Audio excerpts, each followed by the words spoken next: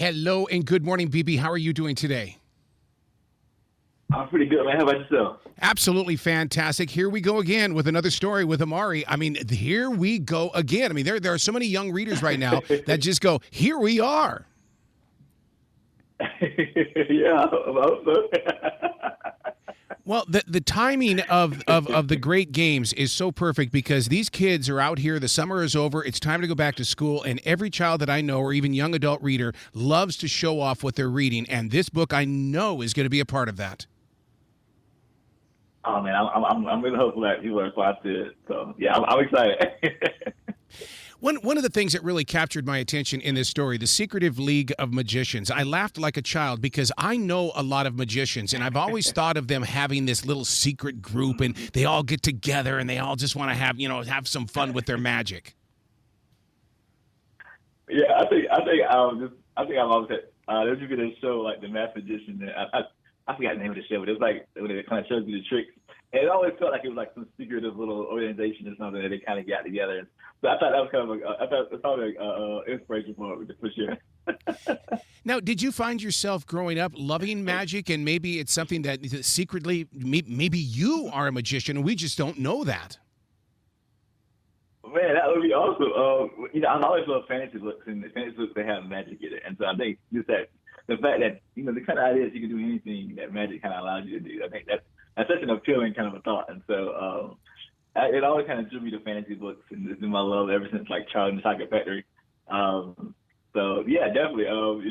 Maybe if I could learn, I did try some magic tricks a few times. I bought like the little magic boxes. I was so bad at it. But definitely, absolutely. Now, how did you come up with the great games in the way that, I mean, because I know as a writer, I know where I am when an idea comes to me, and now you've got to sit there and you've got to really bring it to life on the page because it's so easy to put down a paragraph. No, turn it into a story. Yeah, I get myself in a lot of trouble like that, honestly. I have this grandiose ideas, and I'll put it down like, that's what we're going to do in outline. Then you get to write, it's like, oh man, what did I set myself up for? But it's also fun too, like trying to fill out those grand ideas and trying to make it work in a story setting. That's kind of the fun of it for me. I mean, definitely some sleepless nights sometimes, but overall, it's pretty awesome experience. But you're so right about that as a writer because when it first hits you, you go, oh no, and then that's when I grab my defrag journal and I'll post. I'll just put something in there just to say, okay, when I was walking today, this is what came to me. Okay, I'm going to plant the seed. Let's find out if we have a harvest here. Absolutely. I actually have a phone that I use the notes app, and I get so many ideas over the course of a day that I'm just kind of like I actually have to erase some of my other stuff, my apps, because my phone storage will get full. But then that's the kind of exciting part of it. Just you get those ideas and you put them down, and then try to work like, okay, so how can I make that work in the story? So Yeah. definitely the fun of being a writer. Absolutely. Man, I would love to see that on your phone only because, I mean, that's like ever since the Beatles did Get Back, it's one of those things where it's like I want to see what goes on behind the scenes for writers as well because it doesn't just come together. It's got it. You have to craft it. You have to sit there and play with it like clay. Yeah, absolutely. I mean, I wish I could just like think it and it just everything works and everything flows perfectly and it just that would make my job a lot easier. But I think like I said, part of the fun of it is just forming that clay into something beautiful that other people might appreciate too and have enjoyment from. So yeah. Well, look at what you do with Amari. I mean, she believes that her full summer is going to be really, really cool because, junior agent and all that kind of stuff. Well, it doesn't go so easy. It does. I guess that's the conflict in the story. It just doesn't happen that way. Yeah, I had this joke with my writer friends, and we always say that if our characters could meet us in real life, they would hate us, right? We never make their life easy. We never give them, a fun time. There's always got to be conflict. There's always got to be, something they got to overcome. So, yeah, I think, for book 2, she's got to, she's going to have to deal with this brand new mystery. You got to deal with being a magician and all that entails. And so a lot of fun stuff in store for book 2. So I really just enjoy it. I'm shocked that Oprah Winfrey hasn't picked you up like she did Tyler Perry because your stories come with a message. It comes with empowerment. It comes with influence and things like that. There are so many young adult readers that could read this and really pull out something that they could use in their everyday life. Yeah, I think that's the best part of books is that, you have something going on in your own life, and you think like I'm the only one who's ever dealt with this in the history of the world, like kind of like what James Baldwin said. And you pick up a book, and then you realize, okay, I'm not the only person. I'm not alone. This is something a lot of people experience, and not only do a lot of people experience it, but people have overcome before, which means I can overcome it. And so I think that's such an important message for kids, especially if you don't have any other outlets you can turn to, or maybe you don't have the confidence to turn to different outlets, to talk through what's going on in your life. Sometimes a lot of times you can find that solace and that kinship in a character in a book. Yep. So I think that's so important for kids to learn and see. Absolutely.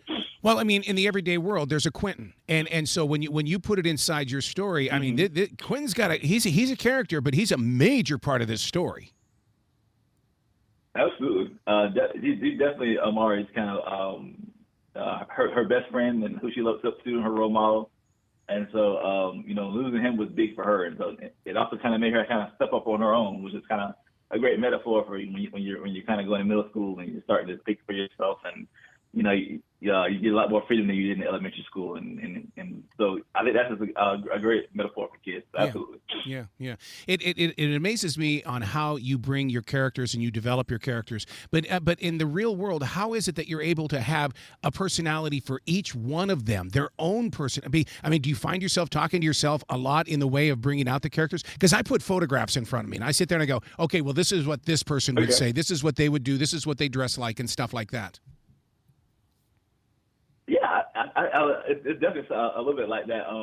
When I first think of a kid, I think like you, I try to find out who they look like. Yep. I try to put that picture firm in my head, and just a lot of times, just from that picture, you kind of in your mind, you feel like a backstory, like where they're from or who they are, and then that kind of fills in like what they sound like, and so I think we're totally liking that. Just having that visual image kind of stimulates everything else, and you can kind of go from there. I mean, a lot of it's just from what you need from the story, but then also having that additional kind of inspiration point is kind of can lead to some cool character moments, and maybe even have you shift the character a little bit than you originally conceived of. And so, absolutely, I think that's absolutely something that has come into play over the past few years and is continuing to grow is hashtag Black Girl Magic. What is this, and how can people tap into this? I think it's just the natural amazingness that Black girls have in our community.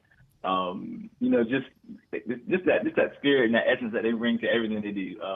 It's something I try to tap into a little bit with Amari. There's so many wonderful Black women in my life, my wife, my mom.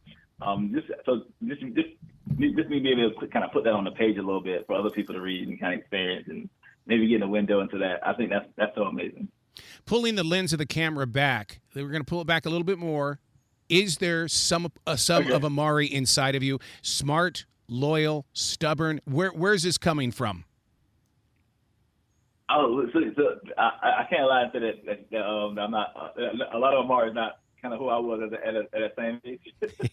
Just some of those thoughts, and I was kind of a quiet kid who kind of came from modest backgrounds, and I always didn't feel like I measured up with the kind of kids around me, and so just kind of learning to overcome that and learn that those stereotypes that you not only the stereotypes is some people use against you, but you can kind of put that on yourself sometimes. So that's something I had to learn to overcome and kind of accept myself and learn my inner strength. And that's Amari's journey too. And so I think that's super important. Absolutely. So now, when you say that, is that the reason why that in the first book we really got to see Amari's story and stuff like that? That that she didn't come from the perfect world or anything like that. And I think that's such a great foundation to build off from. Oh, absolutely. That's definitely where it came from. Just kind of show that anybody can be from the hero of their own story. It doesn't matter where you come from or who you are.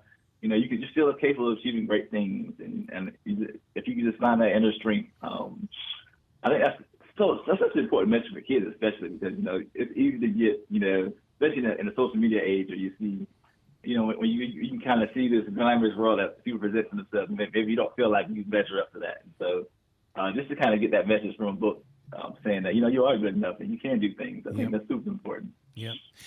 Well, from one writer to another writer, I'm up here in Charlotte. You're down there in the Columbia area. My God, how do you write in such a pool of heat? Heat. And I mean southern heat. Man, I find like an air conditioner in my office, and I just leave it on the whole day. It is always hot. Like, it's like the sun. I swear, I feel like the sun is closer down here than it is anywhere else. I don't know. I mean, yeah, because people that don't live in the South don't understand that heat and humidity are a way of life down here, and we've got to work our way through it. Absolutely. I was in San Diego for Comic Con, and they were talking about how hot it was. I'm like, it's like 70 degrees. it's like you don't know heat, man. So true. Well, as that daily writer, I mean, one of the things that we do is that we all have to go through a daily discipline. What's one of your disciplines that you've got to do in order to keep your writing muscles, nice and strong? Man, I think for me, honestly, just make sure I make time for reading. I think it's easy to when you're a writer to kind of brush reading aside and just kind of focus on your own writing. I think for me, reading just kind of rejuvenates my creative well. Kind of seeing what other people did and kind of let myself kind of like engage the story without having any input with it. I think that's super important for me. So yeah, definitely reading. Make time for reading. All kinds of writing. See, not just what I'm writing, but like all kinds of writing. That always kind of refills the creative well for me. So I think that's something I always try to make time for and do. Absolutely. Now, because you write fantasy and things like that, will you have a book series sometime in the future that'll take maybe some of our Southern history and culture and turn it into a fantasy? Like maybe, even have the magic and stuff like that, but it surrounds itself around, let's say, the Ravenel Bridge down in Charleston, or maybe something over in the Greenville area and stuff like that, because there's just so much richness in our soil here in the South. Absolutely. I think that's something I've kind of toyed around with, but I hadn't had any concrete plans with it yet. But it's definitely something I've thought about and kind of played around with on my own a little bit. Absolutely. Absolutely. Dude, you got to come back to this show anytime in the future. The door is always, always, always going to be open for you. Man, I'd love to come back. Excellent. And if you're up in Charlotte, man, because, we there's a lot of authors that come through here with book signings and stuff. Let's get together, okay? Absolutely, man. I'd love that. Excellent. Will you be brilliant then today? Thanks so much, man.